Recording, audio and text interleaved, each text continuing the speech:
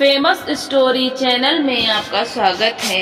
आइए आज हम आपको सुनाते हैं हरिशंकर परसाई की व्यंग कहानी एक मध्यम वर्गीय कुत्ता। मेरे मित्र की कार बंगले में घुसी तो उतरते हुए मैंने पूछा, इनके यहाँ कुत्ता तो नहीं है? मित्र ने कहा, तुम कुत्ते से बहुत डरते हो। मैंने कहा, आदमी की शक्ल में कुत्ते से नहीं डरता, उनसे निपट लेता हूँ, पर सच्चे कुत्ते से बहुत डरता हूँ। कुत्ते वाले घर मुझे अच्छे नहीं लगते। वहाँ जाओ तो मेजबान के पहले कुत्ता भौंक कर स्वागत करता है। अपने स्नेही से नमस्ते हुए ही नहीं कि कुत्ते ने गाली दे दी, यहाँ क्यों आया बे, तेरे बाप का घर है, भाग यहाँ से। फिर कुत्ते का काटने का डर नहीं लगता? 4 बार काट ले। डर लगता है उन 14 बड़े इंजेक्शनों का जो डॉक्टर पेट में घुसेड़ता है। यूँ कुछ आदमी कुत्ते से अधिक जहरीले होते हैं। एक परिचित को कुत्ते ने काट लिया था। मैंने कहा, इन्हें कुछ नहीं होगा, हालचाल उस कुत्ते का पूछो और इंजेक्शन उसे लगाओ। एक नए परिचित ने मुझे घर पर चाय के लिए बुलाया। मैं उनके बंगले पर पहुंचा तो फाटक पर तख्ती टंगी देखी, कुत्ते से सावधान। मैं फौरन लौट गया। कुछ दिनों बाद वे मिले तो शिकायत की, आप उस दिन चाय पीने नहीं आए। मैंने कहा, माफ करें, मैं बंगले तक गया था, वहाँ तख्ती लटकी थी, कुत्ते से सावधान। मेरा ख्याल था उस बंगले में आदमी रहते हैं, पर नेम प्लेट कुत्ते की टंगी हुई देखी। यूँ कोई कोई आदमी कुत्ते से बदतर होता है। मार्क ट्वेन ने लिखा है, यदि आप भूखे मरते कुत्ते को रोटी खिला दें तो वो आपको नहीं काटेगा। कुत्ते में और आदमी में यही मूल अंतर है। बंगले में हमारे स्नेही थे, हमें वहाँ 3 दिन ठहरना था। मेरे मित्र ने घंटी बजाई तो जाली के अंदर से वही भौं भौं की आवाज आई। मैं 2 कदम पीछे हट गया। हमारे मेजबान आया, कुत्ते को डांटा, टाइगर टाइगर। उनका मतलब था शेर, ये लोग कोई चोर डाकू नहीं है, तो इतना वफादार मत बन। कुत्ता जंजीर से बंधा था। उसने देख भी लिया था कि हमें उसके मालिक खुद भीतर ले जा रहे हैं, पर वो भौंके जा रहा था। मैं उससे काफी दूर से लगभग दौड़ता हुआ भीतर गया। मैं समझा ये उच्च वर्गीय कुत्ता है, लगता ऐसा ही है। मैं उच्च वर्गीय का बड़ा अदब करता हूँ, चाहे वो कुत्ता ही क्यों न हो। उस बंगले में मेरी अजब स्थिति थी। मैं हीन भावना से ग्रस्त था। इसी अहाते में एक उच्च वर्गीय कुत्ता और इसी में मैं। वो मुझे हिकारत की नजर से देखता। शाम को हम लोग लॉन में बैठे थे। नौकर कुत्ते को अहाते में घुमा रहा था। मैंने देखा फाटक पर आकर 2 सड़की आवारा कुत्ते खड़े हो गए। वे सर्वहारा कुत्ते थे। वे इस कुत्ते को बड़े गौर से देखते, फिर यहाँ वहाँ घूमकर लौट आते और इस कुत्ते को देखते रहते।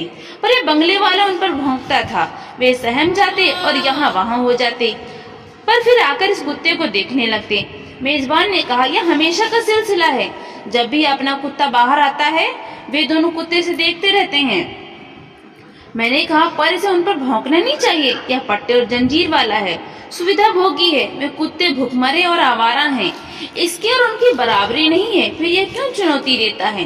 रात को हम बाहर ही सोए। जंजीर से बंधा कुत्ता भी पास ही अपने तखत पर सो रहा था। अब हुआ यह कि आसपास जब भी वे कुत्ते भौंकते यह कुत्ता भी भौंकता। आखिर ये उनके साथ क्यों भौंकता है? यह तो उन पर भौंकता है। जब वे मोहल्ले में भौंकते हैं तो यह भी उनकी आवाज में आवाज मिलाने लगता है, जैसे उन्हें आश्वासन देता हो कि मैं यहाँ हूँ, तुम्हारे साथ हूँ। मुझे इसके वर्ग पर शक होने लगा है। यह उच्च वर्गीय कुत्ता नहीं है। मेरे पड़ोस में ही एक साहब के पास थे 2 कुत्ते। उनका रोब ही निराला। मैंने उन्हें भी कभी भौंकते नहीं सुना। आसपास के कुत्ते भौंकते रहते पर वे ध्यान नहीं देते थे। लोग निकलते पर वे झपटते भी नहीं थे। कभी मैंने उनकी एक धीमी गुर्राहट ही सुनी होगी। वे बैठे रहते या घूमते रहते। फाटक खुला होता तो भी वे बाहर नहीं निकलते थे। बड़े रोबीले, अहंकारी और आत्मसंतुष्ट। यह कुत्ता उन सर्वहारा कुत्तों पर भौंकता भी है और उनकी आवाज में आवाज भी मिलाता है। कहता है, मैं तुम में शामिल हूँ। उच्च वर्गीय, झूठा, रोब भी और संकट के आभास पर सर्वहारा के साथ भी। यह चरित्र है इस कुत्ते का। यह मध्यम वर्गीय चरित्र है। यह मध्यम वर्गीय कुत्ता है। उच्च वर्गीय होने का ढोंग भी करता है और सर्वहारा के साथ मिलकर भौंकता भी है। तीसरे दिन रात को हम लौटे तो देखा कुत्ता त्रस्त पड़ा है। हमारी आहट पर वो भौंका नहीं, थोड़ा सा मरी आवाज में गुर्राया। आसपास वे आवारा कुत्ते भौंक रहे थे, पर यह उनके साथ भौंका नहीं, थोड़ा गुर्राया और फिर निढाल पड़ गया। मैंने मेजबान से कहा, आज तुम्हारा कुत्ता बहुत शांत है। मेजबान ने बताया, आज ये बुरी हालत में है। हुआ या कि नौकर की गफलत के कारण यह फाटक से बाहर निकल गया। वे दोनों कुत्ते तो घात में थे ही। दोनों ने इसे घेर लिया, इसे रगेदा, दोनों इस पर चढ़ बैठे, इसे काटा, हालत खराब हो गई। नौकर इसे बचाकर लाया, तभी से सुस्त पड़ा है और घाव सहला रहा है। डॉक्टर श्रीवास्तव से कल इसे इंजेक्शन दिलाऊंगा। मैंने कुत्ते की तरफ देखा, दीन भाव से पड़ा था। मैंने अंदाजा लगाया हुआ यूं होगा। ये आकर से फाटक के बाहर निकला होगा, उन कुत्तों पर भौंका होगा। उन कुत्तों ने कहा होगा, अबे अपना वर्ग नहीं पहचानता, ढोंग रचता है, ये पट्टा और जंजीर लगाए है, मुफ्त का खाता है, लॉन पर टहलता है, हमें ठसक दिखाता है। पर रात को जब किसी आसन्न संकट पर हम भौंकते हैं तो तू भी हमारे साथ हो जाता है। संकट भी हमारे साथ है, मगर यूं हम पर भौंकेगा। हम में से है तो निकल बाहर, छोड़ या पट्टा और जंजीर, छोड़ या आराम, घूरे पर पड़ा अन्न खा या चुरा कर रोटी खा, धूल में लौट या फिर भौंका होगा। इस पर वे कुत्ते झपटे होंगे, क्या कहकर, अच्छा ढोंगी, दगाबाज, अभी तेरे झूठे दर्प का अहंकार नष्ट किए देते हैं। इसे रगेदा, पटका, काटा और धूल खिला। कुत्ता चुपचाप पड़ा अपने सही वर्ग के बारे में चिंतन कर रहा है।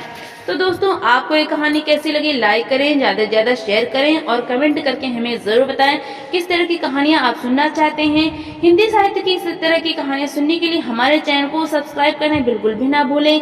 तो मिलते हैं अगली नई कहानी।